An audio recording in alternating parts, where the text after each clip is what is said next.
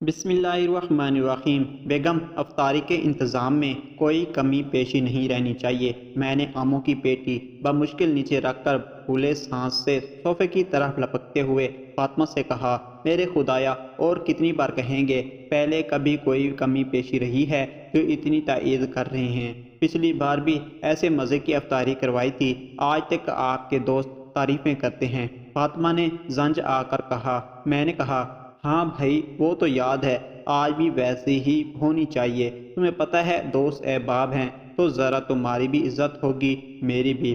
ہاں ہاں ٹھیک ہے، آپ فکر نہ کریں، ویسے ہی ہوگی۔ فاطمہ نے مجھے دیکھے بغیر روح افزا کی بوتل دودھ میں انڈلاتے ہوئے کہا، اور ساتھ ہی کہا کہ چکن بریانی، مٹن کڑھائی، بیف شورما، کباب، زردہ نہاری، پکوڑے، سموسے، ملک شیک، یہ سب تیار ہو چکے ہیں۔ کھجوریں بھی منگوا لی ہیں، بس فروٹ کٹنے والا ہے، آپ ذرا مدد کر دیں نا، ٹائم تھوڑا رہتا ہے۔ خیر، میں نے چھری لی اور فاطمہ کی مخالف سمت بیٹھ کر فروٹ کاٹنا شروع کر دیا۔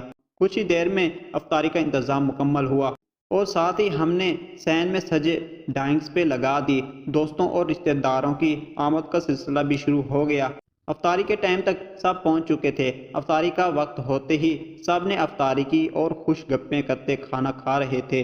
ارے نوید یار، تھوڑا ہی کھانا، ایسا نہ ہو کہ تمہیں یہاں سے اٹھا کر لے جانا پڑے۔ ہا ہا ہا ہا، افضال نے نوید سے مذاق کرتے ہوئے کہا، جس پہ سب ہنس پڑے اور ہنسی مذاق کے ساتھ لذیذ کھانوں کی لذت سے لطف اندوز ہو رہے تھے۔ سب کھانے سے فارغ ہو کر جزاک اللہ، بہت مزہ آیا کہتے ہوئے نکل رہے تھے۔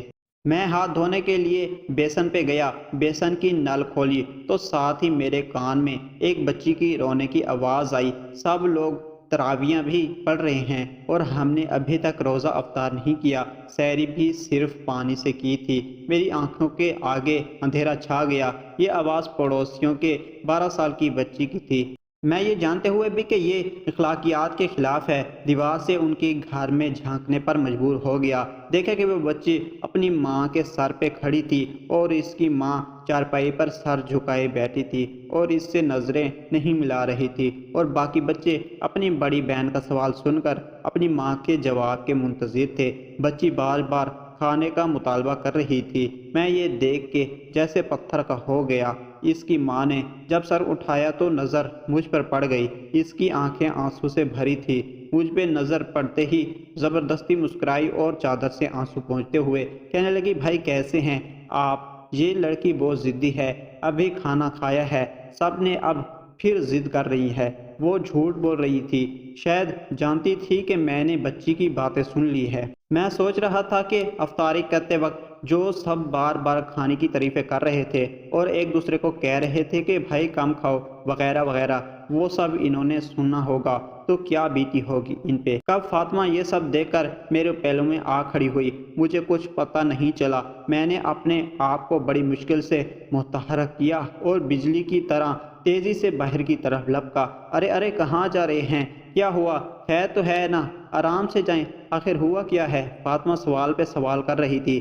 میں بغیر کسی سوال کا جواب دیے بازار کی طرف بڑھا۔ وہاں سے ہر وہ چیز جو میں نے افطاری میں کھائی تھی لے کے واپس چل دیا۔ میرا ہر قدم مجھے بھاری لگ رہا تھا۔ اس بچی کی باتیں اور اس بیوہ خاتون کے آنسو مجھے نہیں بھول رہے تھے۔ خیر، میں نے آدھے گھنٹے کا سفر 10 منٹ میں طے کیا اور آ کر دروازے پہ دستک دی تو اس بچی نے دروازہ کھولا۔ مجھ پہ نظر پڑتے ہی اس کی آبدیدہ آنکھیں خوشی سے چمک اٹھی۔ وہ واپس دوڑی اور شور مچانے لگی کہ دیکھو جاوید انکل کیا لائے ہیں، دیکھو جاوید انکل کیا لائے ہیں۔ سب بچے میری طرف لپکے اور میں نے سارا سامان ایک طرف رکھ کے سب کو باری باری سینے سے لگایا اور پیشانیوں پر بوسے دیے۔ ان کی ماں یہ سب دیکھ کر بلک بلک کر رونے لگی جیسے انسان کا ضبط ٹوٹا ہو۔ میں بھی اپنے آنسو نہ روک سکا۔ بچوں کا شور سن کر فاطمہ بھی دیوار پر آ گئی تھی، یہ سب دیکھ رہی تھی، اور جب میں نے اس کی طرف دیکھا تو مجھے دیکھ کر مسکرائی اور اپنے آنسو پوंچھنے لگے۔ میں نے سامان کھولا، بچوں کے ساتھ بیٹھ کر ان کو کھانا کھلایا۔ ہر لقمے کے ساتھ بچے مسکرا کر شکر گزار نگاہوں سے میری طرف دیکھتے۔ بچوں نے جی بھر کے کھانا کھایا۔ جب سب کھانا کھا چکے تو میں نے کہا، آپ لوگ آرام کرو اور امی سے بھی کہو کہ کھانا کھا لے۔ میں تھوڑی دیر میں آتا ہوں۔ بچوں نے کہا ٹھیک ہے انکل۔ میں وہاں سے چلا اور مارکیٹ سے آ کر مہینے بھر کا راشن لیا اور دوبارہ ان کے گھر آیا۔ سارے بچے سو چکے تھے اور ان کی ماں جاگ رہی تھی۔ مجھے دیکھ کر اٹھ کھڑی ہوئی اور نظریں جھکا کے کہنے لگی کہ بھائی اتنی زحمت کیوں اٹھائی آپ نے؟ میں نے کہا آپ میری بہن ہو، اس میں زحمت والی کون سی بات ہے؟ یہ کہہ کر میں نے سامان ایک طرف رکھنا شروع کیا۔ جب سامان رکھ چکا تو میں نے سوئے ہوئے بچوں کی طرف ایک نگاہ دیکھا تو جیسے سکون آ گیا۔ میں نے کہا ٹھیک ہے بہنا، چلتا ہوں۔ یہ کہتے ہی میں باہر کی طرف چل دیا۔ نکلتے ہوئے اس خاتون کی بھاری آواز سے میں نے سنا کہ بھائی خدا آپ کو کسی کا محتاج نہ کرے۔ اس کی دعا سن کر مجھے لگا کہ جیسے میں نے دنیا و آخرت کی دولت پا لی ہو۔ میرے پورے جسم میں ایک سرد لہر دوڑ گئی۔ میں باہر نکلا تو اس نے دروازہ بند کر لیا۔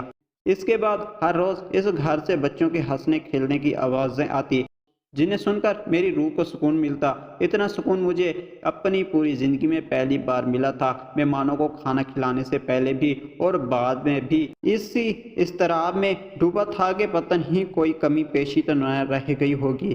گھر پہنچ کر سجدہ شکر ادا کیا اور خدا سے رو کر معافی مانگی کہ خدا مجھے معاف فرما جو میں اب تک اس بات سے غافل تھا۔ ہم کھاتے پیتے گھروں کے دوستوں رشتہ داروں کو کھانے پر مدعو کر کے سمجھتے ہیں کہ بڑا ثواب کما لیا، لیکن اس بارے میں کبھی نہیں سوچا کہ کیا ہماری طرف مستحق تک ان کا حق پہنچ رہا ہے۔